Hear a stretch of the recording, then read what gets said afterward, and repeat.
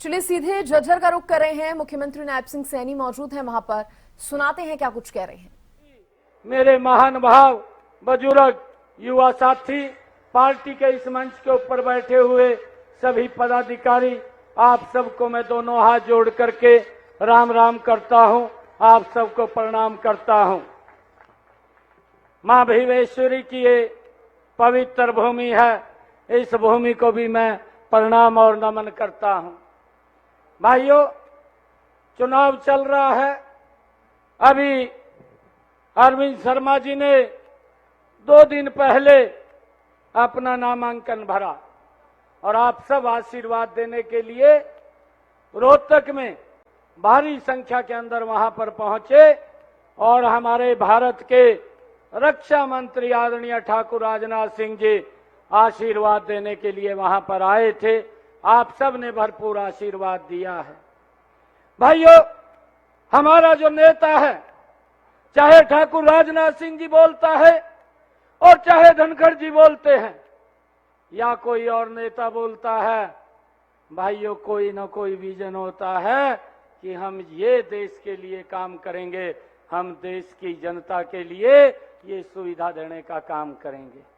भाइयों, चाहे संकल्प पत्र है, उस संकल्प पत्र के अंदर भी लोगों से संकल्प लेकर के ये भारतीय जनता पार्टी देश को आगे बढ़ाने का काम कर रही है। परंतु भाइयों, अगर हम दूसरी तरफ देखें, जो उनका घोषणा पत्र है, घोषणा पत्र में वो क्या बोलते हैं भाइयों, अगर आप लोगों ने देखा होगा, ये तो उसके ध्यान में है, उसने एक झूठ फैलाई दी। अरविंद शर्मा जी बार बार कहते रहे मंचों से, कहा जी मैंने पूरा अपनी सांसद निधि का उपयोग रोहतक की जनता के लिए किया, परंतु उसने कहीं सेटिंग कर कहा एक चैनल के ऊपर चलवाई दिया, कहा जी इसने अपनी सांसद निधि का प्रयोग नहीं कराया। एक झूठ बोल दिया और झूठ बोल करके अपने बारे में नहीं बताया। आज भी वो खुद सांसद रहा था, परंतु उसने पहले बताना चाहिए था कि मैंने वोट लेकर के इतने दिन और इतना पैसा मैंने विकास के लिए खर्च किया है, वो बताए। आज मैं भी जानना चाहता हूं, आज हरियाणा का पूरा लोग जानना चाहता है, आज रोहतक के लोग ये जानना चाहते हैं कि आप इतने लंबे समय तक सांसद रहे, आपने कितना पैसा खर्च किया, आप ये बताइए। कांग्रेस के पास मुद्दा नहीं है। अरे उनका जो विजन है, उनका जो घोषणा पत्र है, घोषणा पत्र के अंदर बोलते हैं हमारी सरकार आएगी, हम धारा 370 को दोबारा फिर लागू करने का काम करेंगे। यहाँ बेरी की सरदारी बैठी है, मेरी मातृशक्ति बैठी है। 2014 से पहले उस धारा 370 के कारण किस प्रकार आतंकवाद पूरे देश को भाइयों एक भय के डराने के, उसमें किस प्रकार से भोली भाली जिंदगियों को लील जाता था, परंतु उनकी आंख नहीं खुली। आज फिर जब देश में सुरक्षा का माहौल है, ये अपने मैनिफेस्टो में बोलते हैं कि हम धारा 370 को वापस करेंगे।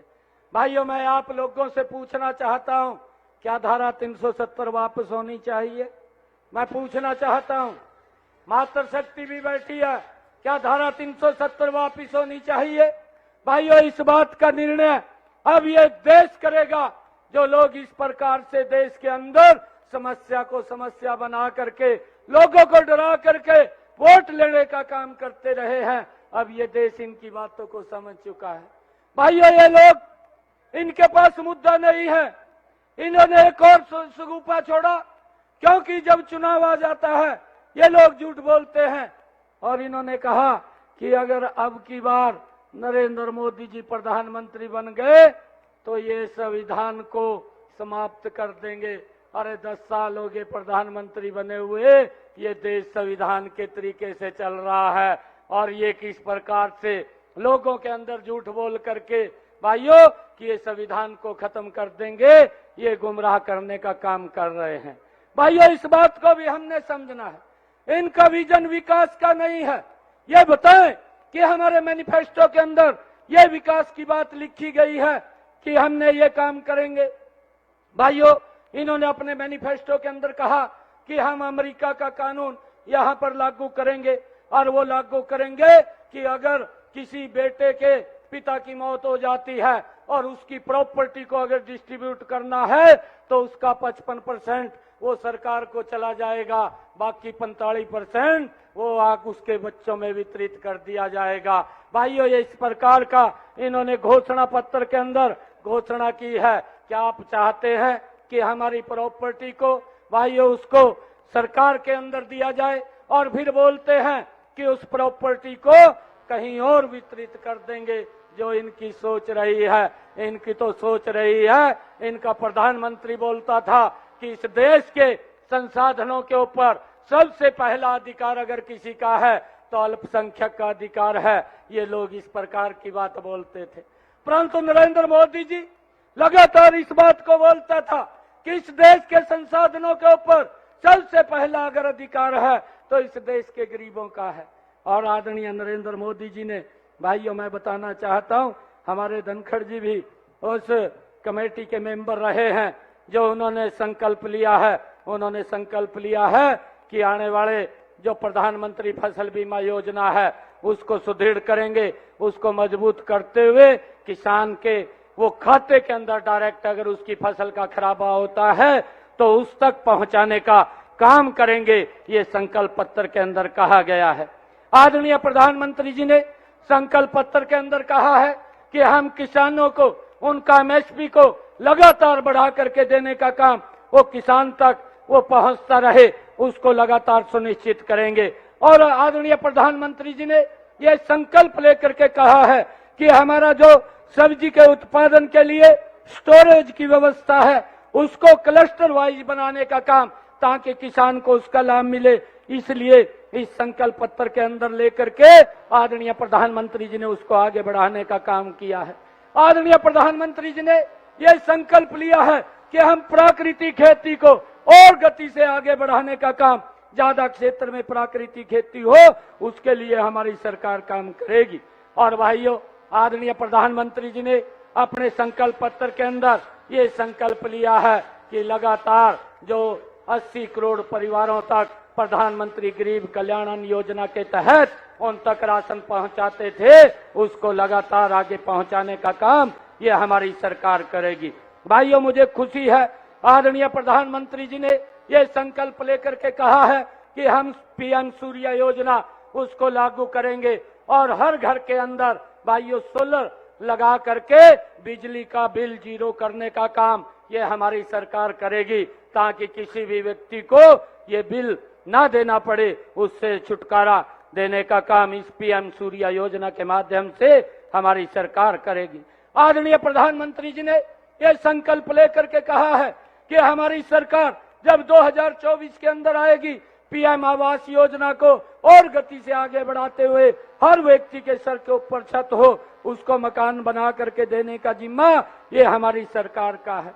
आदरणीय प्रधानमंत्री जी ने संकल्प पत्र के अंदर एक और बात कही है कि आने वाले समय के अंदर 3 करोड़ लखपति दीदी बनाने का काम भी ये हमारी सरकार करेगी। और भाइयों, आदरणीय प्रधानमंत्री जी ने कहा कि सार्वजनिक स्थानों के ऊपर महिला शौचालयों का निर्माण भी लगातार हमारी सरकार करके उसको आगे मजबूती से बढ़ाने का काम करेगी। आदरणीय प्रधानमंत्री जी ने ये अपने संकल्प पत्र के अंदर कहा है कि हमारी सरकार आपातकालीन हेल्प सेवाएं 112 को और मजबूत करके लोगों को सुविधाएं देने का काम ये हमारी सरकार करेगी। आदरणीय प्रधानमंत्री जी ने कहा है कि जिस प्रकार से युवाओं के साथ अन्याय होता है, पेपर लीक हो जाता है और युवा तैयारी करता है और उसके बाद उसको उसका खामियाजा भुगतना पड़ता है, इसके लिए भी कानून बना करके उनको सख्त से सख्त सजा मिले, इसके लिए भी हमारी सरकार मजबूती से कानून लगा करके युवाओं को सुरक्षित करने का काम करेगी। भाइयों, आदरणीय प्रधानमंत्री जी ने अपने संकल्प पत्र के अंदर कहा है कि हमारे 70 साल से ऊपर के जो युवा हैं उन सबको आयुष्मान कार्ड दे करके उनको 5 लाख रुपए का अधिकार देने का काम ये हमारी सरकार करेगी। भाइयों, इतने बातें ये संकल्प पत्र के अंदर अगर कोई बोलता है, ये नरेंद्र मोदी जी बोलता है और इसी बात का डर ये कांग्रेस को है। कांग्रेस के लोग बोलते हैं कि अगर कोई बात भारतीय जनता पार्टी संकल्प पत्र में बोलती है तो उसको पूरा करने की गारंटी अगर किसी की है तो नरेंद्र मोदी जी की गारंटी है, वो उसको पूरा करेगा। और भाइयों, आप लोगों को इस बात की चिंता करने की आवश्यकता नहीं है। जब तक नरेंद्र मोदी जी हैं, उस बात की गारंटी वो नरेंद्र मोदी जी की है। भाइयों, मैं देखता हूं हमारी माताएं बहनें 2014 से पहले 2-2 किलोमीटर दूरी से सर के ऊपर मटका रख करके पीने का पानी लेकर के आती थी, परंतु नरेंद्र मोदी जी ने चिंता की है। आज हर घर के अंदर नल और स्वच्छ जल पहुंचाने की व्यवस्था भी इन 10 वर्षों के अंदर नरेंद्र मोदी जी ने की है। भाइयों, इतने कार्य ये हमारी सरकार ने ये मजबूती से इस देश को आगे बढ़ाने के लिए किए हैं। अगर हम देखें रोड का इंफ्रास्ट्रक्चर, अगर हम देखें रेलवे की कनेक्टिविटी, अगर हम देखें एयर कनेक्टिविटी, और अगर हम देखें भाइयों एम्स बनाने की बात, हमारे झज्जर के अंदर भी नरेंद्र मोदी जी ने भाइयों एम्स को खड़ा किया। और अगर हम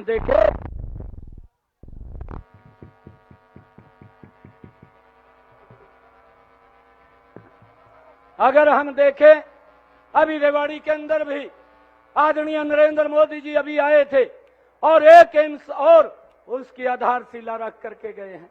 कांग्रेस के समय के अंदर ये बात पूछनी चाहिए बेरी की सरदारी को, अरे इतना लंबा समय आप लोगों को दिया, इस देश ने दिया, अरे जिस गति से देश को आगे बढ़ना चाहिए था वो नहीं बढ़ पाया। हाँ, बढ़ा है इनके नेतृत्व में देश बढ़ा है, भ्रष्टाचार के अंदर बढ़ा है, लोगों को लाइन में खड़ा करके रखा है। और भाइयों, लोगों को असुविधाओं का अभाव रहे इसके लिए इनकी सरकार ने काम किया है। परंतु भाइयों, बंद करा दो इसको भाई, लाइट काट दे, लाइट वाले लाइन काट दो, लाइट काट दे भाई। आप सबसे निवेदन है अरविंद जी, आपका बेटा आपका भाई है। भाइयों, आप लोग एकजुट होकर के एकता के अंदर एक एक वोट कमल के बटन के ऊपर दबा करके यहां से डॉक्टर अरविंद शर्मा जी को भाइयों बड़े बहुमत से जिता करके 5वीं बार भाइयों नरेंद्र मोदी जी के पास भेजने का काम करें, ताकि नरेंद्र मोदी जी तीसरी बार इस देश का प्रधानमंत्री बन करके इस देश को और मजबूती से आगे बढ़ाने का काम करें। आप इतनी भारी संख्या के अंदर आज बेरी में आए हैं। आज आप लोगों ने ये सिद्ध कर दिया है कि 25 मई को जब वोट होगा और 4 जून को जब रिजल्ट आएगा, अरविंद जी कितनी वोटों से जीत करके जाएंगे। पिछली बार भाइयों बेरी की सरदारी को कहना चाहता हूं, शक्कर के अंदर आपने घी थोड़ा कम डालिया, खाने में स्वाद नहीं आया। और मेरा निवेदन आप लोगों से है, घी भाई अच्छा सा गाल दियो जिससे खाने में भी स्वाद आए। नरेंद्र मोदी जी भाइयों इस देश का मजबूती से विकास करें। और मैं आपको आज झज्जर की इस बेरी की सरदारी के बीच में बात कहना चाहता हूं। पिछले दिनों मुझे कुछ सरपंच यहाँ के मिले थे और मैंने उनको आश्वस्त किया है। मैं ये बात आज यहाँ से पूरे प्रदेश के सरपंचों को कहना चाहता हूं, किसी भी व्यक्ति के बहकावे में मत आइए। तो बीजेपी ने किसानों को समृद्ध करने का संकल्प लिया है। मुख्यमंत्री नायब सिंह सैनी ने बात कही। मां भिवेश्वरी की भूमि को नमन उन्होंने किया। इसके साथ ही कांग्रेस के घोषणा पत्र पर भी सीएम ने जमकर कटाक्ष किया है। मुख्यमंत्री नायब सिंह सैनी को आप सुन रहे थे। बड़ी जानकारी इस वक्त की आपको दे दें। इसके साथ ही धारा 370 को वापस लाना चाहती है कांग्रेस। ये बड़ा बयान भी सीएम नायब सिंह सैनी ने दे दिया। झूठ बोलकर लोगों को गुमराह किया जा रहा है और ये गुमराह करने का काम कांग्रेस कर रही है, ये कहा नायब सिंह सैनी ने।